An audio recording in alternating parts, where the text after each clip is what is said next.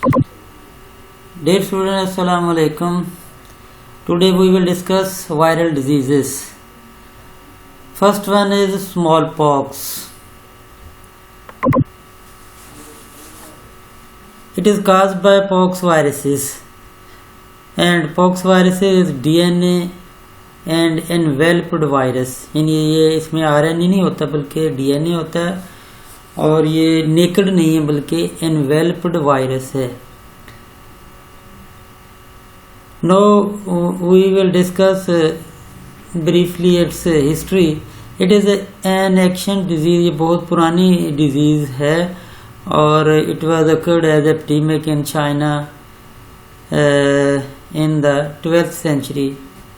Until the early 20th century, smallpox was common disease throughout the world. यानी ये China में भी 12th century में होती थी और ये पूरी दुनिया के अंदर ये बीमारी पाई जाती थी 12वीं सदी के शुरू तक. Now we will discuss symptom. The raised fluid filled vesicles are formed. यानी जिस्म के ऊपर दाने से निकलते हैं और उन दानों के अंदर जो है वो फ्लूइड होता है ऑन द बॉडी जिस्म पे, विच बिकम पस्टल्स लेटर ऑन. यानी बाद में ये ज़्यादा बड़े हो जाते हैं और इनके अंदर पीप पड़ जाती है. पस्टल्स का मतलब ये है. और फिर जब ये इनके अंदर से पीप बाहर निकलती है तो ये जो फ्लूइड फिल्ड वेसिकल्स हैं ये मज़ीद गहरे हो जाते हैं और गड़े से बन जाते हैं और इन गड़ों को कहते हैं पिटेड स्कार्स, या इनका एक्चुअल नाम क्या है पॉक्स. तो इस वजह से इसको हम स्मॉल पॉक्स कहते हैं. अब इसको कैसे कंट्रोल किया जाए? By 1950s immunisation and other control measure had largely decreased the danger, but it is still present in the third world countries where many people are affected. यानी इसको इम्यूनाइजेशन के जरिए कंट्रोल किया गया है, इम्यूनिटी पैदा करके. वो वैक्सीन के थ्रू वैक्सीन बनाई गई थी इसकी 1950 से पहले, और इसको काफ़ी हद तक जो है वो कंट्रोल किया गया वैक्सीनेशन के थ्रू. 1980 के अंदर it was declared World Health Organization के smallpox has been eradicated from the world. यानी 1980 में ये डिक्लेयर कर दिया गया कि पूरी दुनिया से स्मॉल पॉक्स का खात्मा कर दिया गया है. No herpes simplex. Herpes simplex is caused by herpes virus. It is also DNA virus and it is naturally occurring disease of the mankind.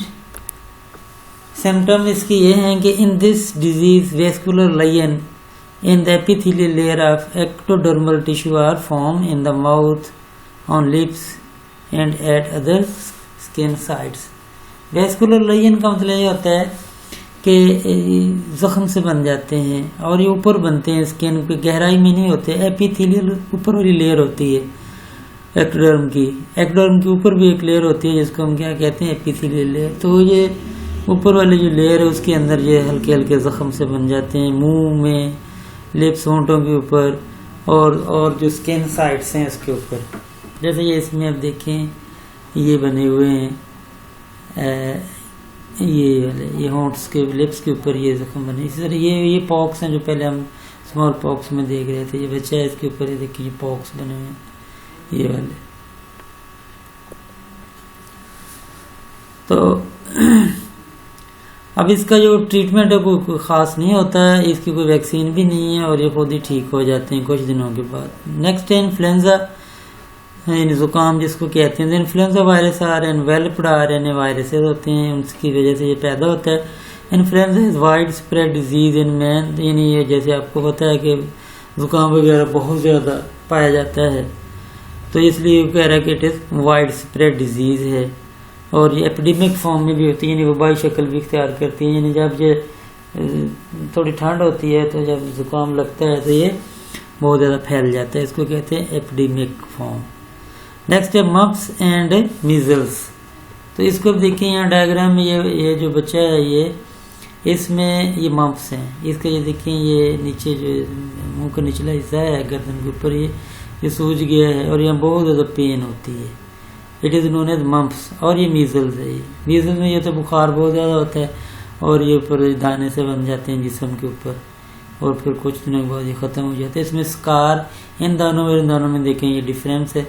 ये स्मॉल पॉक्स के दाने हैं और ये मीजल्स के हैं। तो मम्प्स एंड मीजल्स वायरस जो है belong to the group paramyxo viruses. यानी इन दोनों का जो कॉजेटिव एजेंट है वो पैरामोक्सो वायरस है। They are large enveloped RNA viruses हैं। मम्प्स इज हाईली कंटेजियस, यानी बहुत ज़्यादा फैल जाती है, वो बाई शक्ल इख्तियार कर लेती है। वाइड स्प्रेड है, यानी दूर दूर तक फैलती है, बट सेल्डम फैटल, लेकिन इससे जान को कोई खतरा नहीं होता। About 60% of adult are immune to it. और जिन लोगों को ये होता है तो उसमें से 60% लोग जो होते हैं उनमें इम्यूनिटी पैदा हो जाती है और फिर ये दोबारा डिजीज़ उनको नहीं होती। मीजल जो है जिसको खसरा कहते हैं, one of the commonest disease of the childhood. तो ये चाइल्डहुड की भी बीमारी, बचपन की भी है और अडल्ट की भी है। अडल्ट पॉपुलेशन भी इसके लिए ससेप्टिबल है। ससेप्टिबल मतलब कमज़ोर है, यानी इसको ये बीमारी लग सकती है। और ये ओवर द वर्ल्ड है, पूरी दुनिया में ये डिजीज़ पाई जाती है। This disease develop immunity in its victim. तो जब ये होती है तो जो विक्टिम है, शिकार है, उसके अंदर ये इम्यूनिटी पैदा कर देती है। नेक्स्ट है पोलियो। पोलियो को आप जानते हैं बहुत ज़्यादा आजकल इसके कतरे ड्रॉप्स वगैरह भी पिला रहे हैं, वैक्सीन है ये। तो पोलियोमाइलिटिस ये पूरा नाम है पोलियो का, काज्ड बाय पोलियो वायरस। यानी इसको इसकी वजह है पोलियो वायरस है। इस found all over the world, पूरी दुनिया में ये पाया जाता है, ये वाली जो डिजीज़ है। लेकिन अक्सर ये mostly occur in the childhood, बचपन में ये होती है। और at the age at which primary infection occur with social and the economic factor. यानी ये कब होगी, इसका इन्हिसार किस पर होता है? Social and economic factor. Social मुआशरा, यानी अगर आपका मुआशरा अच्छा है, आप अच्छी जगह पर रहते हैं, साफ़ सुथरा माहौल है, तो इसके चांसेस कम हो जाएंगे। इसी तरह इकोनॉमिक फैक्टर है, यानी पैसा आपके पास अगर है तो आप अच्छी फूड खाएंगे तो आपके अंदर इम्यूनिटी पैदा होगी। तो इस तरह जो गरीब लोग हैं वो इसका शिकार ज़्यादा होंगे और जो जिनके पास जिनकी इकोनॉमिक कंडीशन अच्छी है वो इसका शिकार इतना ज़्यादा नहीं होंगे। Polio viruses are the smallest known virus. ये बड़ी याद रखने वाली बात है कि पोलियो वायरस जो है सबसे ज़्यादा छोटा वायरस है। And contain RNA and spherical capsid. और इसकी जो शेप है वायरस की वो स्फेरिकल गोल होती है और उसमें आरएनए होता है। Some common human viral diseases are shown in the figure, जैसे ये पहले भी आपने देखा है। ये स्मॉल पॉक्स है, ये हर्पीस सिम्प्लेक्स है, ये मम्प्स है और ये मीजल्स है। नेक्स्ट है एड्स।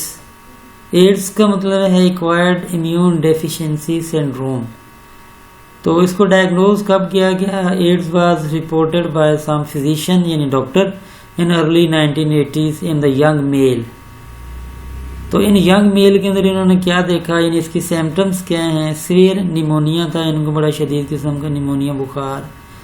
रेयर वैस्कुलर कैंसर, यानी ये ऐसा उनको खून की नालियों का कैंसर था जो आम नहीं होता, रेयर होता है, यानी बहुत कम लोगों में ये पाया जाता है। सडन वेट लॉस हो जाता है, यानी अचानक जो वज़न है वो कम उनका हो गया था।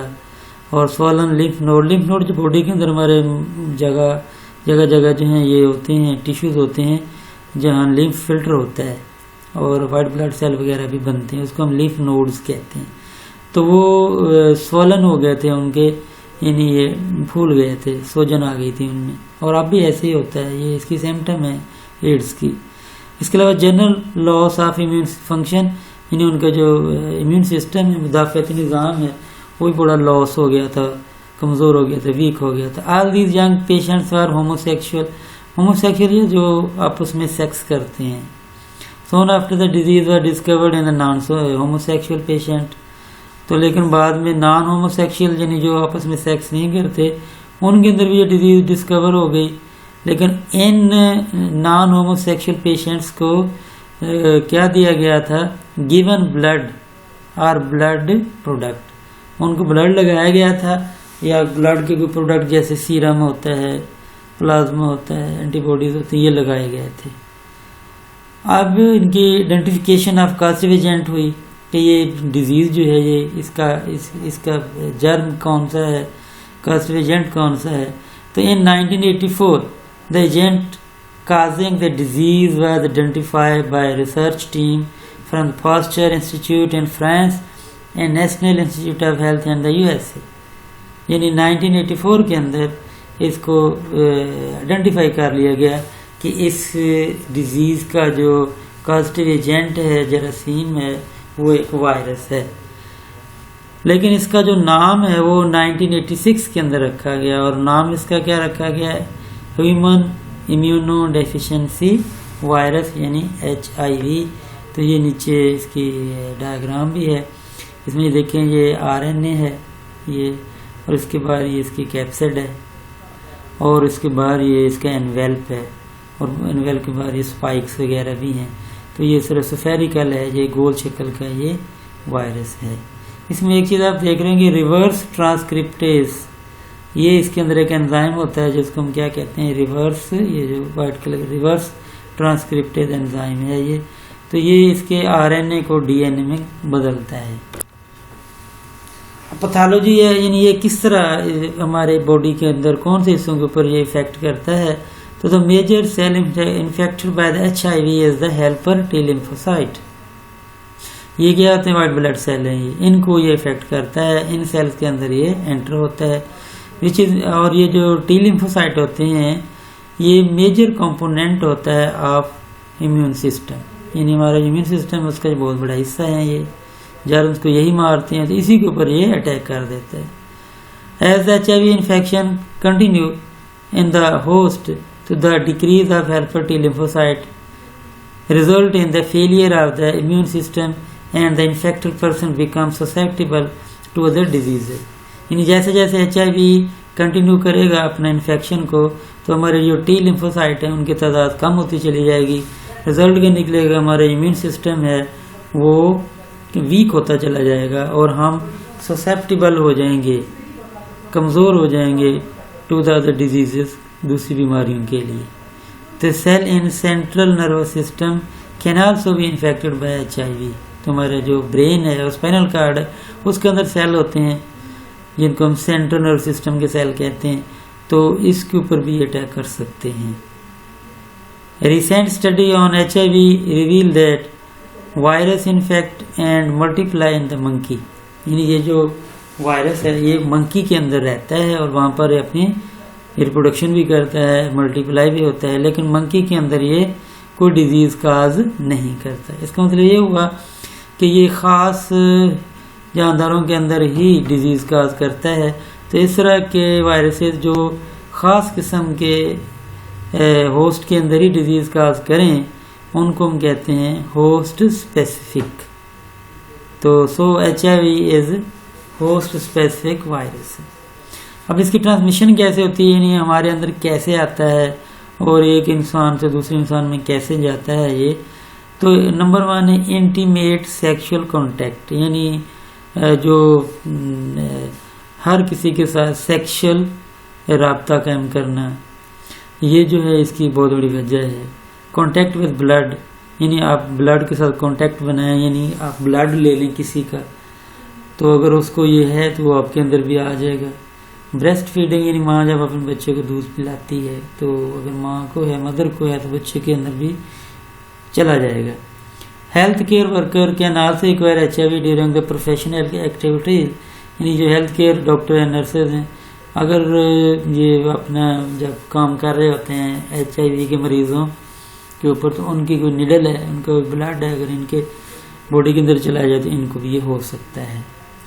अब इसकी प्रिवेंटिव मेजर क्या है या कंट्रोल या इसका ट्रीटमेंट क्या है, तो इसकी सिर्फ अभी कोई ट्रीटमेंट नहीं है। Widening the direct contact with HIV, यानी आप HIV से दूर रहें, HIV को अपने अंदर ना आने दें, तो ये सबसे ज़्यादा इम्पोर्टेंट मेजर है for preventing the disease. Next, prevention of intravenous drug with common syringes and use of sterile needle, syringes and utensil is important. यानी अगर आप प्रिवेंशन करें, बच जाएं, इंट्रावेनस ड्रग का मतलब कि जो दवाइयाँ इंजेक्शन के ज़रिए लगाते हैं तो वो उस इंजेक्शन की जो सिरिंज है वो कॉमन नहीं होनी चाहिए। अगर कॉमन हम सिरिंज यूज़ करेंगे, यानी एक मरीज़ को लगाए फिर वही दूसरे को लगा दिया तो वो इन्फेक्शन फैलेगा। इसके अलावा जो होते हैं ये इसके नीडल है, सिरिंजेस है, यूटेंसिल हैं, यानी बर्तन वगैरह जो तो ऑपरेशन वगैरह में जो यूज़ किए जाते हैं वो भी स्टीराइल होने चाहिए, यानी जरासीम से पाक होने चाहिए।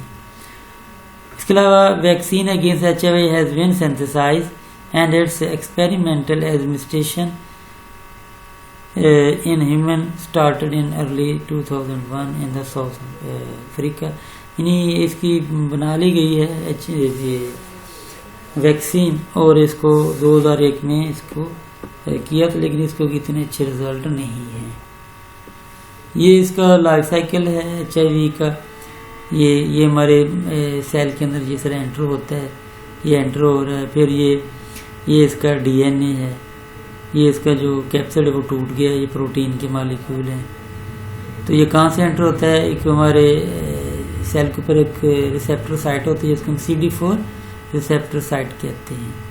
टी लिम्फोसाइट ये सेल है, ये जो सेल है ये टी लिम्फोसाइट है, इसके ऊपर ये साइट जो है ये CD4 रिसेप्टर साइट है, वहाँ से ये एंटर हुआ है।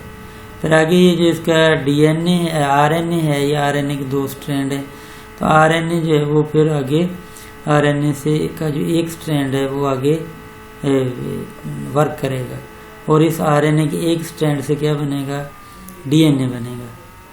तो इस तरह ये एक RNA का स्ट्रैंड है और ये DNA का एक स्ट्रैंड है, तो इसलिए RNA DNA हाइब्रिड है ये।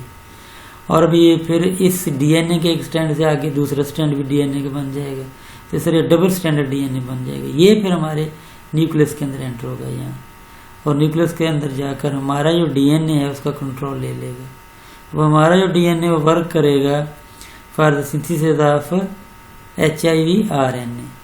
अब ये जो HIV RNA है ये बाहर आ जाएगा साइटोप्लाज्म में, और अब यहाँ आकर ये प्रोटीन बनाना शुरू कर देगा। और इस तरह ये बहुत सारे new HIV will be form in our T lymphocyte cell, और जब ये बाहर निकलेंगे तो हमारे सेल की जो सेल मेम्ब्रेन है उसको बाहर एनवेल्प बनाकर बाहर निकल आएंगे। तो इस तरह ये एक एनवेल्प्ड जो है वो HIV वायरस है। तो इस तरह ये इसका लाइफ साइकिल कंप्लीट होता है। नेक्स्ट है हेपेटाइटिस। तो hepatitis is an inflammation of liver, यानी जिगर का सोज जाना, ये हेपेटाइटिस होता है। इसकी काज क्या है, वायरल इन्फेक्शन भी हो सकता है और टॉक्सिक एजेंट या ड्रग्स वगैरह लेने से भी ये हो जाता है। अब इसके सिम्टम्स क्या हैं, नंबर 1 जैंडिस। जैंडिस ये अरकान को कहते हैं, इसमें भूख नहीं लगती, जिस्म पीला सा हो जाता है, और एब्डोमिनल पेन यानी पेट में दर्द होता है। लीवर एनलार्जमेंट, जिगर जो बढ़ जाता है, सूजन आ जाती है। फटीग मीन थकावट बहुत ज़्यादा रहती है, और सम टाइम फीवर भी होता है, बुखार भी साथ होना शुरू हो जाता है। इट में भी माइल्ड, ये हल्का भी होता है ये डिजीज़ जो है, या एक्यूट यानी शदीद भी हो सकती है, और इसकी वजह से लिवर कैंसर भी हो सकता है जिसकी वजह से डेथ हो जाती है इंसान की। अब इसकी टाइप्स हैं, तो नंबर 1 है हेपेटाइटिस ए। हेपेटाइटिस ए जो है इसको पहले हम फॉर्मरली कॉल्ड इन्फेक्टियस हेपेटाइटिस, पहले हम इसको इन्फेक्टियस हेपेटाइटिस भी कहते थे, और it is transmitted by the contact with faeces from the infected individual. यानी ये किस तरह आगे चलता है, इसके जो वायरस है वो जो पखाना होता है इन्फेक्टेड पर्सन का, वो अगर हमारे जिस्म को लगे तो वहाँ से ये वायरस हमारे जिस्म के अंदर एंटर होते हैं। Hepatitis A virus is RNA virus. ये बड़ी याद रखने वाली बातें हैं कि हेपेटाइटिस ए का जो वायरस है वो RNA वाला है या DNA वाला है। इसी तरह ये भी याद रखना है कि एनवेल्प्ड है या नॉन एनवेल्प्ड है। तो which cause the mild short term less virulent disease. तो ये जो हेपेटाइटिस है ये कह रहा है कि कोई ज़्यादा शदीद नहीं होती, माइल्ड होती, हल्की होती, शॉर्ट टर्म थोड़े दिन रहती है और इंसान ठीक हो जाता है इससे, और ये वीरुलेंट यानी जानलेवा भी नहीं है। नेक्स्ट है हेपेटाइटिस बी, इसको हम सीरम हेपेटाइटिस बी कहते हैं। तो इसका जो वायरस है उसका नाम है HBV, हेपेटाइटिस बी वायरस। तो ये second major form of hepatitis है पूरी दुनिया में। It is caused by DNA virus which is very common in the Asia, China, Philippine, Africa and Middle East. तो ये देखें कितने ज़्यादा इलाके हैं दुनिया के जहाँ ये आम है डिजीज़ ये वाली। Hepatitis B is transmitted by the exchange of body fluid, जैसे ब्लड है, फॉर एग्जांपल ब्लड है, ब्लड सीरम है, ब्रेस्ट मिल्क है, छाती का दूध जो माँ बच्चों को पिलाती है, सलाइवा थूक है, ये मतलब जब वो करते हैं बच्चों के साथ किसिंग वगैरह तो उस वक्त ये हो सकता है।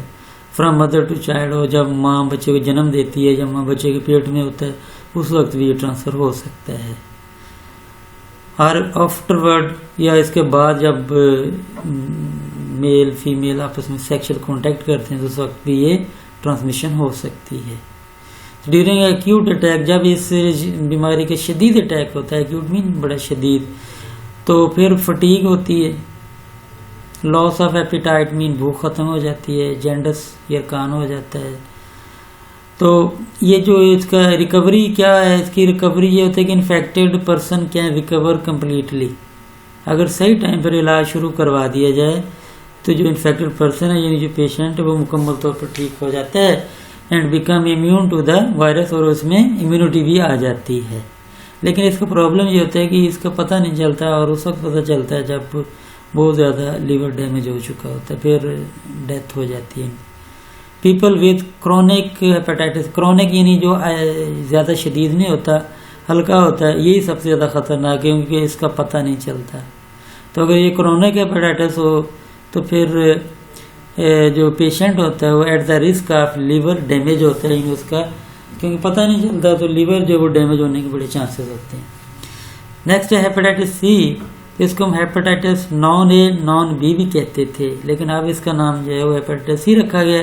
Hepatitis C virus is also RNA virus और it is also enveloped virus, तो which is less severe than the hepatitis A और हेपेटाइटिस बी। तो ये जो सी है ये और बी दोनों से लेस सीवियर यानी शदीद नहीं होता। बट हेपेटाइटिस सी जो है वो often lead to chronic liver disease. तो ये शदीद ना होना भी एक बहुत बड़ा मसला है क्योंकि इसका भी पता नहीं चलता, और ये जो हमारे जो लीवर है वो डैमेज हो जाता है। It passes through the blood from mother to child during pregnancy, यानी जब हमल होता है, बच्चा पेट में होता है तो उस वक्त ये इसकी ट्रांसमिशन हो सकती है बच्चे में अगर मदर इससे इन्फेक्टेड है तब, and afterward and by sexual contact. Next है हेपेटाइटिस डी, इसको डेल्टा हेपेटाइटिस भी कहते हैं, इसकी डिटेल नहीं है। हेपेटाइटिस ई है, तो ये जो हेपेटाइटिस ई होता है इसको ये वायरसेस होते हैं, ये कॉन्टैक्ट होते हैं, ये ट्रांसमिट होते हैं through the faeces of an infected person, यानी जो बीमार लोग हैं उनके पखाने के थ्रू ये आते हैं। पखाने का ये होता है अगर उनका पखाना आपके किसी ऐसे जिस्म के हिस्से को लगे जहाँ इंजरी है, जख्म है, तो फिर वो हमारे अंदर एंटर हो जाएंगे, वरना नहीं। Most recent work of Halbur and खोवरकर reveal that pig could be the source of infection of hepatitis E. Pig जो होता है ये सुअर है, उसका गोश्त वगैरह खाने से ये हेपेटाइटिस ई होता है। इसके बाद hepatitis F and G a cause by viruses yet unidentified, यानी इनका अभी तक पता नहीं है, इनके वायरसेस को आइडेंटिफाई अभी नहीं किया जा सका।